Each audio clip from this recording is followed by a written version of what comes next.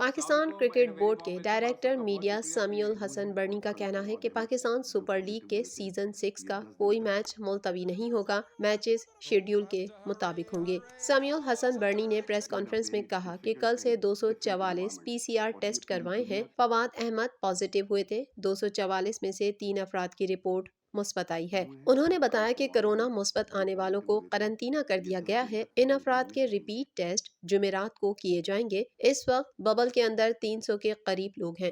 اس وقت ببل کے اندر تقریباً 300 کے قریب لوگ ہیں، جس میں پلیئرز ہیں، سپورٹ سٹاف ہیں، فیملیز ہیں، فرینچائز اونرز ہیں، میچ آفیشلز ہیں اور سیکیورٹی آفیسرز ہیں۔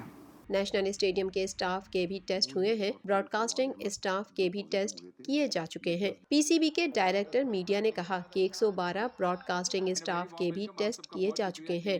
جو ہمارے 112 کا براڈ کاسٹ کرو ہے، ان کے بھی کل ریپڈ ٹیسٹ ہوئے تھے اور آج پی سی آر ٹیسٹ ہو گئے ہیں۔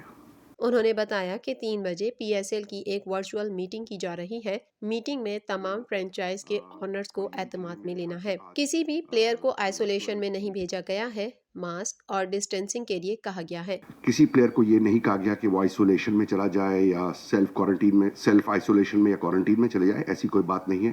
صرف ان کو یہ کہا گیا ہے کہ جسٹ ایکسرسائز کاشن۔